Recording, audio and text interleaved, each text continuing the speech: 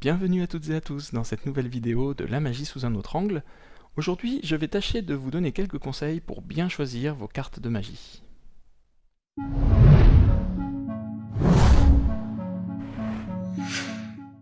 Alors c'est vrai qu'il peut sembler un petit peu compliqué de s'y retrouver dans le monde assez vaste des paquets de cartes de magie. Donc je vais essayer de vous donner quelques astuces, quelques conseils, des précisions sur les différents points à connaître quand on choisit ces cartes de magie. La première chose déjà à voir, c'est la taille. Donc ici, nous avons une taille standard de cartes, mais il faut savoir également qu'il existe des cartes mini qui sont plutôt réservées aux effets comiques. Donc je vais vous montrer ce que ça donne. C'est vraiment des toutes petites cartes que vous pouvez sortir donc soit pour amuser, soit pour faire des révélations. Par exemple, vous mettez une sorte de prédiction sous un objet, sous un bibelot ou des choses comme ça. Et donc ça va faire une révélation un petit peu rigolote, ou dans une boîte par exemple. Voilà, donc ça c'est les cartes mini. Et, alors attendez, je vais les mettre comme ça. Voilà. Et il existe également les cartes géantes, les cartes jumbo. Donc vous voyez, c'est vraiment beaucoup plus grand. C'est des cartes, elles, par contre, qui vont être plutôt réservées autour de scènes ou de salons. C'est-à-dire qu'elles vont permettre vraiment de bien voir les cartes. Elles vont permettre à tout le monde de bien voir les cartes. Par contre, elles vont avoir l'inconvénient de ne pas pouvoir être facilement manipulables. Vous allez quand même pouvoir faire des faux mélanges ou des contrôles, par exemple. Mais par exemple, vous n'allez pas pouvoir empalmer une carte géante comme ça. Mais par contre, vous pouvez jouer pour les grandes cartes sur justement ce côté difficile à manipuler. C'est-à-dire que vous sortez les cartes et puis vous dites au public, bon voilà, je vous présente des grandes cartes, comme ça tout le monde va bien voir, et en plus de ça, vous serez sûr que je ne pourrai pas les manipuler. Vous voyez, vous dites ça, alors qu'en fin de compte, c'est pas tout à fait vrai, puisque encore une fois, vous allez pouvoir faire des contrôles ou des faux mélanges, mais c'est vrai que vous allez être quand même limité, plus limité qu'avec les cartes normales. Le deuxième critère de choix, ça va être le format des cartes. Ici, vous avez le format classique, standard, on va dire, en fait c'est le format poker, c'est noté ici. Mais il existe également le format bridge. Donc ici, vous voyez que les cartes au format bridge vont être moins larges, hein, vraiment moins larges que les cartes au format poker. Donc ça va être des cartes qui vont être beaucoup plus allongées en hauteur. Vous voyez ici, par rapport aux cartes au format poker. L'avantage des cartes au format bridge, c'est que justement du fait qu'elles soient moins larges, elles vont être plus adaptées aux petites mains. Donc si notamment vous êtes un enfant par exemple, ou si vous êtes une personne qui a des petites mains, et que vous avez un petit peu de mal à manipuler les grandes entre guillemets cartes poker, les cartes larges, eh bien vous pouvez plutôt tester les cartes au format bridge qui vont être certainement mieux adaptées. Et une chose intéressante, c'est que finalement les spectateurs verront pas forcément, ils noteront pas forcément la différence. Ça va pas vraiment les gêner que vous sortiez un format ou l'autre. Parce qu'en fait les formats bridge sont souvent utilisés pour les jeux de cartes. Maintenant, concernant la phase des cartes, ici donc j'ai des cartes Bicycle. Vous voyez donc les cartes que vous connaissez tous, hein, je pense, qui sont assez connues des spectateurs aussi, avec donc cette particularité, c'est que les valets, dames et rois ont les initiales américaines, puisque ce sont des cartes américaines, donc J pour Jack, Q pour Queen et K pour King. Donc ça, les spectateurs parfois peuvent être un petit peu déroutés, notamment s'ils tirent un valet, puisque le valet, nous on a l'habitude que ce soit un V, et le J, Jack, ils connaissent pas forcément. Donc ça peut éventuellement être gênant chez nous en France. Mais en règle générale, ça pose pas trop de soucis. Et les gens commencent à être vraiment habitués aux cartes Bicycle, donc à ce format, enfin à ces dessins-là et ces cartes-là. Il est intéressant de savoir que les cartes Bicycle existent, comme d'autres, hein, mais existent avec des index agrandis. Donc c'est les index jumbo, comme pour les cartes jumbo, les grandes tailles. Donc les index agrandis permettront d'être beaucoup plus lisibles. Alors je n'en ai pas, donc je vais vous en incruster une sur la vidéo. Ça va permettre de rendre la valeur de la carte beaucoup plus lisible pour les spectateurs qui se trouvent loin. Donc c'est plus adapté autour soit de salons, alors pas de scène, hein, mais de salons éventuellement, mais aussi autour de rues, quand vous faites des tours dans la rue, notamment quand il y a beaucoup de monde, en fin de compte, hein, c'est quand il y a beaucoup de monde autour de vous, les cartes jumbo, à index jumbo, peuvent être vraiment plus intéressantes. Les cartes comme celle-ci, ce sont des cartes plus françaises. Donc la différence déjà qu'on voit, c'est que les index, hein, la valeur des cartes, se retrouvent ici aux 4 coins, alors que sur les cartes américaines, on ne les voit qu'à 2 coins ici et là. Alors ça peut présenter des avantages comme des inconvénients. C'est-à-dire que l'avantage, c'est que vous pouvez étaler dans un sens comme dans l'autre, vous verrez toujours la valeur de la carte. Alors que ici, si j'étale dans ce sens-là, on voit bien la valeur des cartes, on voit bien les index. Par contre, si j'étale dans ce sens-là, on ne les voit plus. Alors ça peut être intéressant de faire ça pour faire choisir une carte face en l'air sans que le spectateur voit la valeur. Dans certains tours, ça peut être nécessaire de faire ça. Mais effectivement, vous allez trouver donc cette différence-là, c'est important de le savoir. Une autre différence au niveau de la face des cartes encore, c'est les figures qui vont être déjà différentes, mais aussi qui vont avoir un prénom. C'est-à-dire par exemple la dame de carreau, c'est Rachel, le roi de cœur, c'est Charles.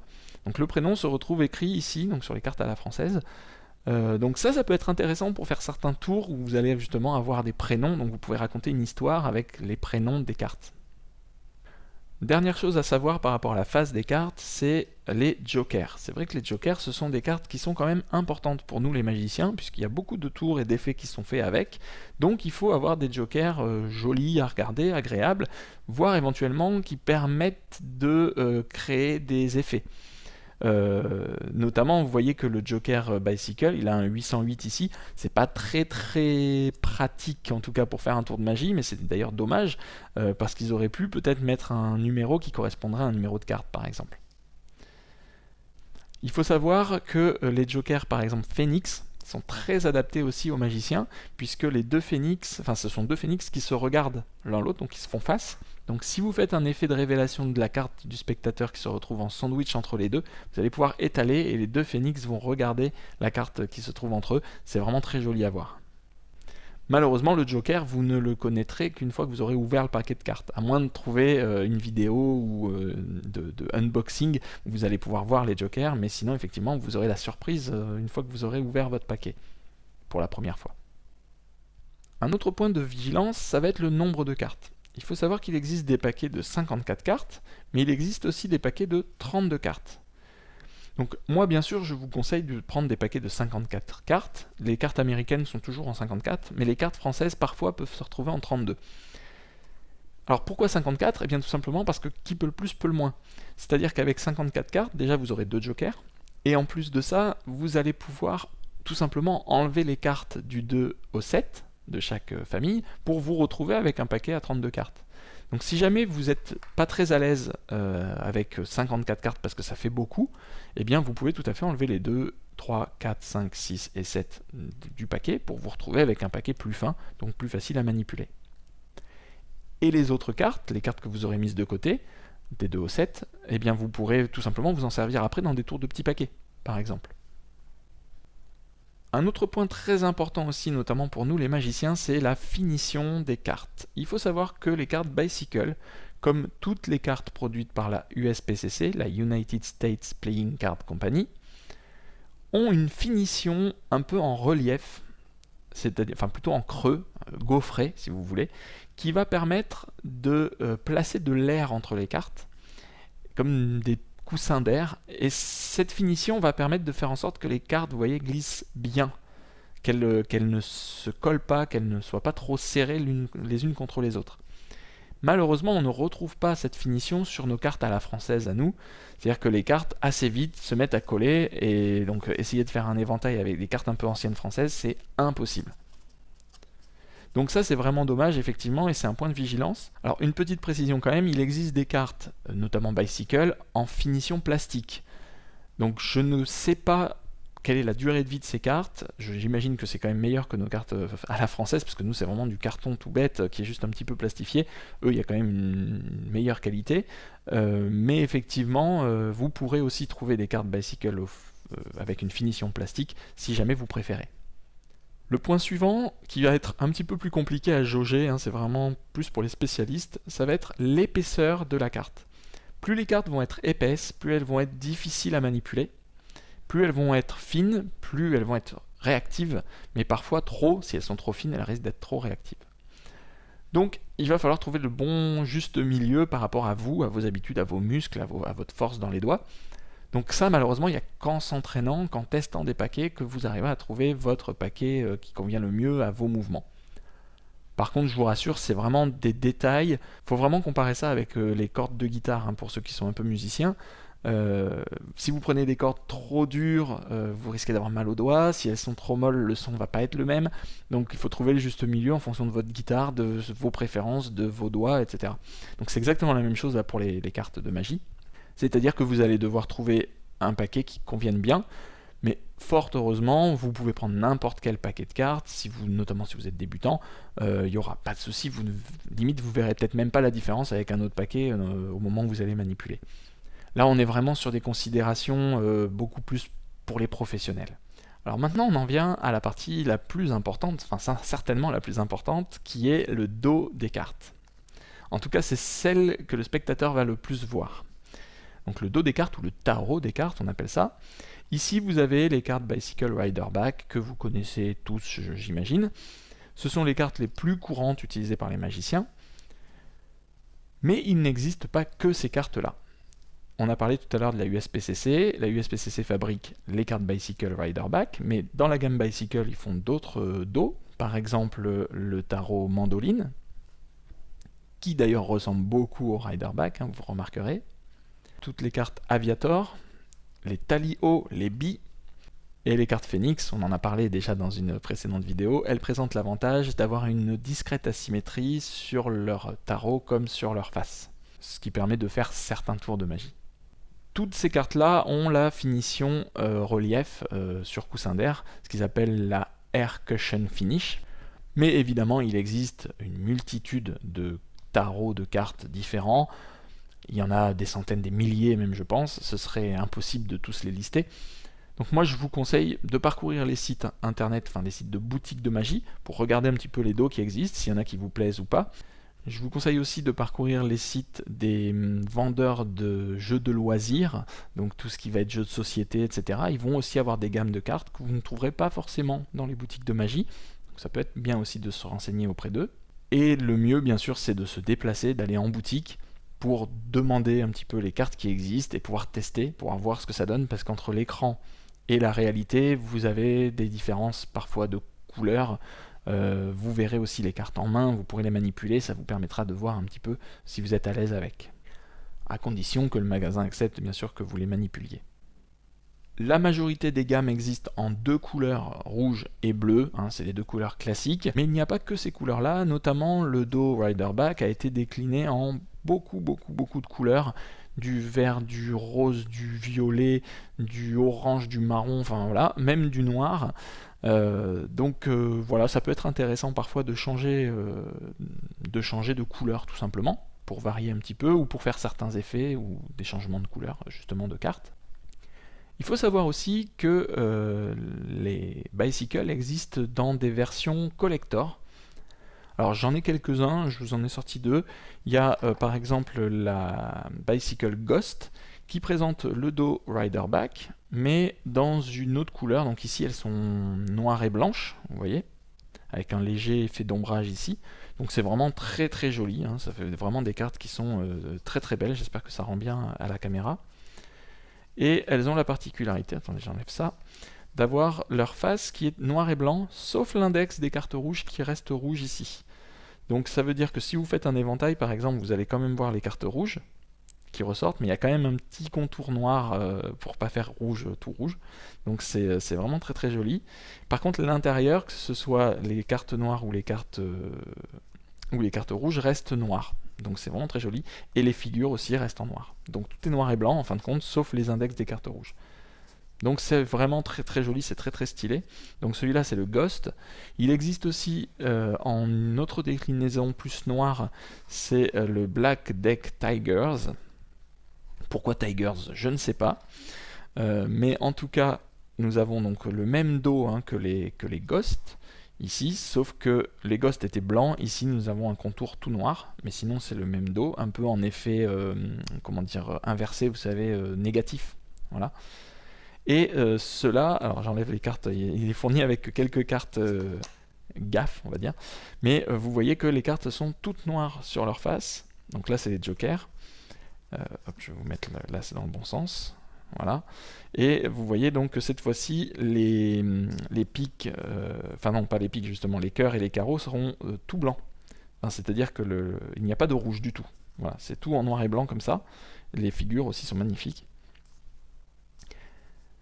Donc là c'est vraiment très très joli, et puis ça permet de faire des effets sympas parce que notamment toutes les cartes sont noires et blanches. Vous voyez, c'est vraiment très très stylé. Donc ça, c'est des paquets malheureusement qui coûtent un petit peu cher. Donc c'est vraiment plutôt des paquets de collection, puisqu'ils sont entre 10 et 15 euros le paquet. Donc vous voyez que c'est pas des paquets que vous allez pouvoir utiliser tous les jours, parce que ça va vous coûter trop cher, à moins que vous ayez les moyens, bien sûr. Donc c'est des paquets qu'on va plutôt réserver pour des occasions particulières. Par exemple pour une soirée à thème ou autre. Par exemple, il existe des versions avec des squelettes sur les faces ou sur les dos. Donc là, forcément, pour Halloween, ça peut être sympa de sortir ce paquet-là plutôt que le paquet classique. Ici, par exemple, la version noire aussi a été faite pour les soirées type boîte de nuit avec la lumière noire. Les faces des cartes ici ressortent forcément dans la lumière en fluo. Donc voilà, on peut s'imaginer un petit peu ce que ça peut donner, et c'est vraiment très très joli. Donc là, effectivement, si vous allez à une soirée, essayez, enfin où il y aura de la lumière comme ça, de la lumière noire, essayez d'arriver avec ce paquet-là, ça va vraiment bien bien bien marcher. L'intérêt d'utiliser un autre type de carte que les Bicycle Rider Back classiques, ça va être surtout de vous démarquer, en fait, pour importer un paquet que les gens ne connaissent pas.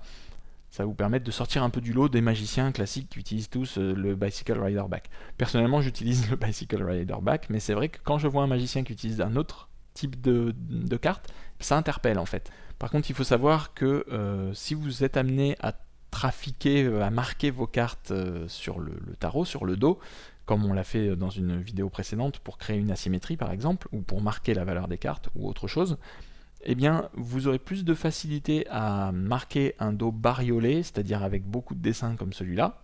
Ça sera forcément moins visible que si vous avez un dos plutôt uni, puisque là, effectivement, vous allez devoir faire une marque beaucoup plus discrète pour pas qu'elle se voie, mais si elle est trop discrète, vous aurez du mal à la voir et donc à lire les cartes.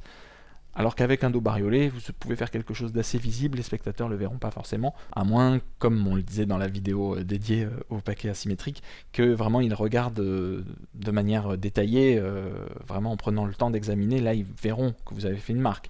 Mais sinon, effectivement, les dos bariolés sont quand même plus facilement marquables que les dos unis, ou quasi unis. Un autre point à savoir par rapport au dos des cartes, c'est une question que beaucoup de magiciens se posent, et il y a même un peu des débats là-dessus, c'est doit-on utiliser des cartes avec une bordure blanche, comme celle-là, ou doit-on utiliser des cartes sans bordure blanche, comme celle-là?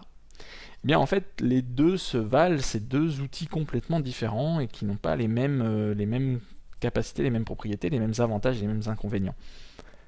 Les cartes avec une bordure blanche, comme ça, vont être plus adaptés pour les tours où vous allez avoir des cartes de différentes couleurs. Regardez, admettons qu'ici j'ai une carte bleue, forcément quand le jeu est fermé, même s'il est légèrement étalé, je ne vais pas voir la carte bleue. Pareil si je mets une carte à l'envers.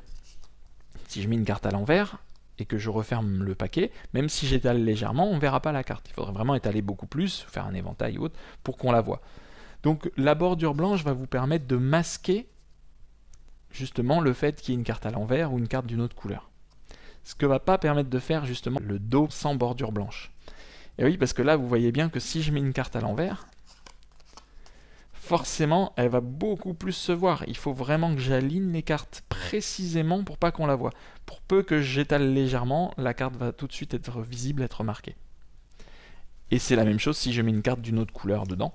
Donc ça peut poser problème, effectivement. Donc en gros, on va plutôt conseiller les cartes à bordure blanche pour tous les tours de magie classiques, on va dire, alors que les paquets de cartes sans bordure blanche vont être plus adaptés à tout ce qui va être démonstration de triche, notamment les fausses donnes, c'est-à-dire le fait de ne pas distribuer la première carte, mais par exemple la seconde ou celle du dessous. Ici, vous voyez que s'il n'y a pas de bordure, ça va être simplifié, ça va être moins visible, parce que les spectateurs ne vont pas forcément voir que vous prenez la deuxième carte. Ça sera vraiment pas visible.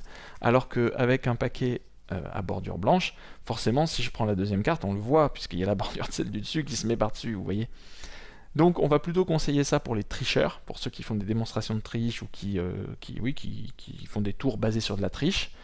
et les bordures blanches plutôt sur les magiciens plus classiques qui font des tours plus classiques de cartes qui se retournent ou qui changent de couleur. Et maintenant, que se passe-t-il si vous devez emprunter un paquet de cartes? Admettons que vous deviez faire un tour de magie et que vous n'avez pas de cartes sur vous, honte à vous, mais admettons, eh bien, vous allez pouvoir emprunter un paquet de cartes à la personne qui vous accueille chez elle, par exemple. Mais malheureusement, vous avez toutes les chances que ce soit des cartes à la française, donc avec une finition pas top top, avec des cartes qui risquent de coller, d'être un petit peu abîmées, etc. Il y a peu de chances qu'on vous sorte des Bicycle Riderback toutes neuves. Voilà. Donc ça risque de vous poser souci, parce que vous n'allez pas forcément pouvoir faire tous les tours de magie que vous faites habituellement. Et n'essayez pas. Si vous voyez que les cartes sont un peu collantes, un peu rugueuses, n'essayez pas de faire des tours classiques. Donc ça veut dire que dans votre répertoire, il faut absolument que vous ayez des tours que vous allez pouvoir faire avec un jeu de cartes emprunté. Donc ça va être soit des tours automatiques, soit des tours qui nécessitent un minimum de manipulation, genre un contrôle de cartes sur le dessus ou sur le dessous, mais c'est tout, pas plus que ça. Et là, du coup, ça va être intéressant de faire des tours avec le paquet emprunté, parce que forcément, on l'a déjà dit plusieurs fois, mais le fait d'emprunter les accessoires, ça lève le doute pour les spectateurs que les accessoires soient truqués. Ils ne sont pas truqués puisque vous les avez empruntés. Ils savent forcément que si vous faites un tour avec leur paquet de cartes à eux, les cartes ne sont pas truquées, ils les connaissent. Donc ça va rajouter en fin de compte à l'impact magique, puisque ils savent que le paquet n'est pas truqué, et pourtant vous avez réussi à faire des tours avec. Donc c'est très important d'avoir dans votre répertoire 3-4 tours que vous pouvez faire avec un paquet emprunté.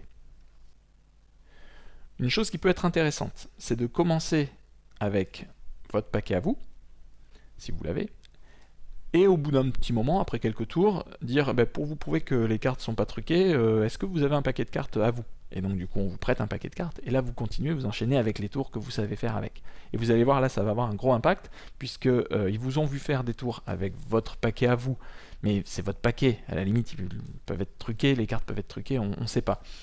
Que là, effectivement, vous faites un tour avec des cartes de tous les jours. Donc ça c'est vraiment puissant, donc ne négligez pas ça surtout. Avant de se laisser, j'aimerais aborder un point qui me semble important, c'est pourquoi cet engouement pour les cartes Bicycle Riderback? Pourquoi tous les magiciens de la Terre quasiment utilisent ces cartes-là pour faire de la magie? Eh bien c'est assez simple en fait, c'est que ces paquets-là, les paquets Bicycle Riderback, aux États-Unis, ce sont des paquets que tout le monde utilise.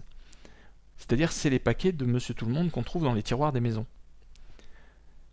Notamment, je pense que vous avez déjà vu dans les films ou dans les séries, dès qu'ils jouent aux cartes, eh bien, ils jouent avec des paquets Bicycle Riderback, bien souvent.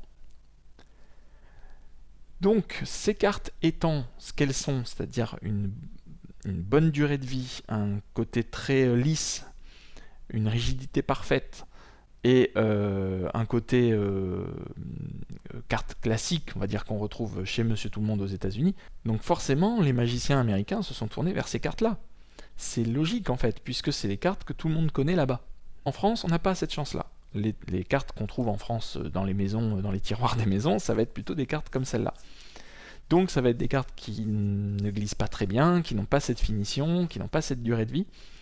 Et donc les magiciens ne pouvaient pas rester sur ce type de cartes-là. Elles ne sont pas adaptées en fait pour la magie.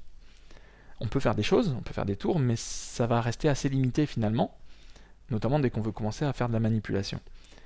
Donc ils n'ont pas eu tellement d'autres choix que de se tourner vers les cartes Bicycle que les magiciens américains utilisent.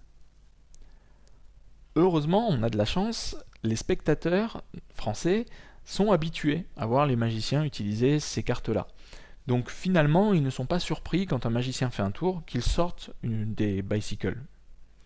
À la limite, ils seraient plus surpris si le magicien sortait des cartes comme ça. Vous voyez ? Ce qui est assez paradoxal en fait, puisque logiquement le magicien il fait des tours avec des cartes, ça devrait être les cartes de tous les jours, ça devrait être les cartes qu'on trouve dans les tiroirs en France, et dans les magasins, dans les grandes surfaces et tout ça.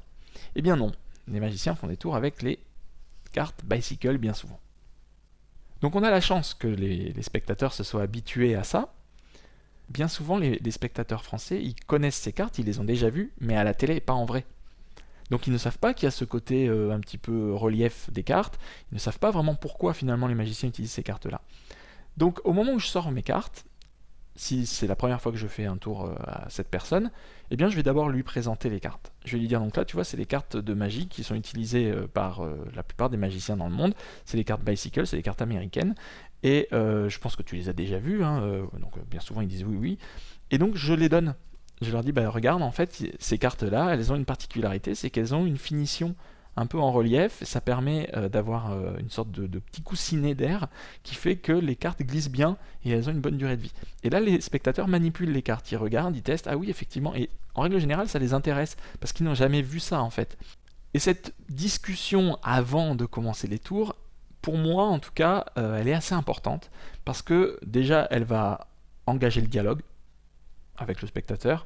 Il y a une certaine relation de confiance, puisque je distribue mes cartes, je les lui donne, il les manipule, il les prend dans ses mains, alors que j'ai pas encore commencé, j'ai pas encore fait de tour avec. Hein. Elle va également amener dans la tête des spectateurs l'idée que ces cartes ne sont pas truquées, parce que je leur confie. J'en distribue une, deux, trois, quatre, selon le nombre de personnes qui est autour de moi. Donc ils vont manipuler, ils vont regarder. Donc finalement, inconsciemment, plutôt que de dire tenez les cartes, vous pouvez les examiner, je vais plutôt les distribuer en disant donc vous voyez, c'est des cartes qui sont un peu spéciales, elles ont une finition sur coussin d'air et donc les magiciens les utilisent. C'est pour ça qu'on utilise bien souvent ces cartes-là parce qu'elles glissent bien, elles ont une bonne durée de vie et donc là je distribue. Donc vous voyez ce relief à la lumière, voilà. Et le fait de les distribuer, les spectateurs se disent que les cartes ne sont pas truquées, alors qu'elles le sont peut-être. Et enfin, ça justifie le fait que j'utilise un paquet spécial. Et ça, moi, je pense que c'est important. Même si pour les spectateurs, voilà, ils vous voient arriver avec des bicycles, par exemple, ils les ont déjà vus, ils ont déjà vu des magiciens faire. Donc, ok, ils se disent, bon, ben voilà, il utilise des cartes comme les autres magiciens. Mais finalement, pourquoi on utilise ces cartes-là? On peut effectivement leur dire pourquoi les magiciens utilisent ces cartes-là. Ça, c'est pas un secret, en fin de compte. Et on utilise ces cartes-là parce qu'elles sont adaptées. Elles sont adaptées à la magie. Donc on va pouvoir plus facilement les manipuler, parce qu'il ne faut pas croire, hein, les spectateurs ne sont pas bêtes, hein, ils le savent que les magiciens manipulent, font des passes magiques, font des techniques de manipulation, de pièces, de cartes, etc. Ils ne les connaissent pas, mais ils savent que les magiciens en utilisent parfois. Donc ça semble logique d'utiliser des paquets adaptés. Alors parfois on pourrait dire oui mais il n'y a pas besoin de le dire. Mais là, je ne le dis pas, je dis juste, vous voyez que ces cartes-là, elles sont spéciales. Et c'est pour ça que les magiciens les utilisent, parce qu'elles ont une finition adéquate, adaptée, elles ont une durée de vie, une élasticité qui est vraiment parfaite. Et donc ça justifie le fait que je vais utiliser mon paquet à moi pour vous faire des tours. Vous voyez? Et ça n'empêche pas de commencer avec mon paquet à moi, et ensuite d'enchaîner en demandant d'emprunter un paquet de cartes du tiroir chez les amis chez lesquels je suis, par exemple, pour continuer en faisant des tours, soi-disant pour montrer que les cartes n'étaient pas truquées. Parce qu'en fin de compte, je vais faire des tours avec ce paquet-là qui vont être plus automatiques, on va dire. Donc finalement, vous voyez qu'avec cette démarche-là, le paquet de cartes devient un outil pour le magicien. Exactement comme si vous voyez quelqu'un qui travaille dans le bâtiment, par exemple, avec un super marteau, un marteau vraiment de professionnel, qui n'a rien à voir avec votre marteau à vous que vous avez dans votre tiroir, et vous allez être intrigué, pourquoi il utilise ce marteau-là? Qu'est-ce qu'il a de particulier ce marteau? C'est logique en fin de compte de vouloir savoir pourquoi il a ce marteau-là. Si vous lui donnez un autre marteau, il va pouvoir enfoncer un clou, mais il pourra peut-être pas faire tout ce qu'il fait avec son marteau super de compète, quoi. Et donc son marteau de compète, eh ben, c'est intéressant qu'ils vous le montrent, qu'ils vous disent bah tu vois moi j'utilise ce marteau là parce qu'il a un certain poids, je sais que je vais pas le lâcher, je peux faire des mouvements plus amples, j'en sais rien, hein, j'imagine, hein. Mais vous voyez ce que je veux dire, en gros l'idée c'est de ça, c'est de se dire finalement mon paquet de cartes c'est mon outil de magicien. Donc c'est logique que je l'utilise à la place d'un paquet plus classique, même si à la base ça semble pas très logique, enfin c'est un peu incohérent quoi. Pourquoi ne pas utiliser un paquet qu'on trouve partout? Eh bien j'utilise ce paquet là parce qu'il est spécial. Pourquoi il est spécial? Parce qu'il a une finition, il a des caractéristiques qui font que le magicien va pouvoir mieux l'utiliser pour faire ses tours. Donc ça devient un outil. Et donc les spectateurs peuvent tout à fait comprendre ça, il n'y a aucun souci. N'allez pas forcément leur dire ça va me permettre de faire des manipulations, mais simplement leur dire qu'ils ont une meilleure durée de vie, qu'ils ont un meilleur glissage et une bonne élasticité par exemple, ça suffit. Le dernier petit conseil de la vidéo, et je l'ai déjà dit, ça va être de ne jamais changer de paquet pendant une prestation. C'est-à-dire que vous ne pouvez pas commencer avec par exemple des rider-back et ensuite sortir un autre paquet d'une autre marque pour continuer à faire autre chose. Les seules exceptions, ça va être d'emprunter un paquet en cours de route. Donc là c'est le paquet des spectateurs, donc là c'est pas du tout la même chose. Vous justifiez le changement par le fait d'emprunter pour faire un tour avec des cartes qui ne sont clairement pas truquées, quoi. Et la deuxième éventuellement exception, ça va être si vous avez besoin de 2 paquets pour faire un tour. Parfois ça arrive qu'on confie un paquet à un spectateur et le magicien a un deuxième paquet. Dans ce cas, effectivement, vous allez bien sûr avoir besoin d'un deuxième paquet. Et là, vous pouvez éventuellement continuer votre tour avec ce deuxième paquet, si parfois ça peut vous arranger. Donc vous faites un tour entre deux. Vous commencez avec le paquet A, qui est par exemple normal. Ensuite, vous faites un tour avec le paquet A et le paquet B. Donc là, vous avez sorti le paquet B qui, lui, par exemple, est truqué. Et vous faites un tour avec un spectateur qui va nécessiter les 2 paquets. Et vous continuez avec un tour qui utilise le trucage du paquet B truqué pour faire le tour suivant en gardant finalement ce paquet-là dans la main et vous laissez l'autre sur la table. Là, les spectateurs vont pas dire mais pourquoi il n'a pas repris le premier, je l'avais en main donc je continue, ça semble logique, quoi. Par contre, bien sûr, vous allez parfois être amené à faire des changes de paquets, mais là, c'est pas la même chose. C'est-à-dire que vous avez un paquet et vous l'échangez sans que les spectateurs s'en rendent compte par un autre paquet de la même couleur, de la même marque, exactement identique. Sauf que vous savez que vous avez changé, mais les spectateurs ne le voient pas. Quand je dis qu'il ne faut pas changer de paquet en cours de route, c'est visiblement. Si vous commencez avec un Riderback et que d'un seul coup vous sortez des Phoenix, les spectateurs ils vont se douter qu'il y en a un des deux qui est truqué, quoi. C'est sûr, il n'y a pas de raison de changer de paquet en cours de route. Donc ça veut dire aussi que vous allez devoir choisir un certain type de jeu, donc en testant plusieurs, donc effectivement ça peut coûter un petit peu cher, jusqu'à trouver le paquet qui vous semble le mieux, le plus adapté. Dans tous les cas, le paquet que vous choisirez, je vous conseille de trouver une gamme de cartes qui propose aussi des paquets truqués, parce que vous allez parfois être amené à faire des tours, par exemple avec un jeu radio, avec un jeu biseauté ou des choses comme ça. C'est dommage de passer à côté en tout cas de ces types de paquets truqués, simplement parce que vous avez choisi une gamme de cartes assez restreinte. Donc là finalement c'est un peu le serpent qui se mord la queue, c'est-à-dire qu'il va falloir trouver des paquets assez originaux si vous voulez sortir du lot, mais en même temps qui restent quand même dans les gammes des magiciens pour avoir des cartes truquées. Donc voilà, à vous de voir en fin de compte ce dont vous avez besoin, les cartes qui vous plaisent, et éventuellement vous pouvez avoir qu'un seul type de paquet avec pas du tout de cartes truquées et vous faites des tours avec de la manipulation ou des tours automatiques et ça marchera très très bien. Voilà, j'espère que tous ces conseils vous auront intéressé et surtout vous seront utiles. Je pense que c'était quand même important de faire une vidéo comme ça qui récapitule toutes les facettes, tous les aspects à savoir sur les cartes, la taille, le format, les différentes phases de jeu, les dos, etc. Si vous avez des questions, n'hésitez pas à les mettre dans l'espace commentaire. Pensez avant de partir à laisser un petit pouce en l'air si la vidéo vous a plu. Je vous remercie d'être resté jusqu'au bout. N'hésitez pas à vous abonner et à regarder les autres vidéos de la chaîne si ce type de contenu vous plaît. Je pense que je ferai d'autres vidéos sur ce thème-là, sur comment bien choisir ses accessoires. Il y a beaucoup de choses à dire vraiment. Je vous remercie encore pour votre attention et je vous dis à très vite pour la prochaine vidéo de la magie sous un autre angle.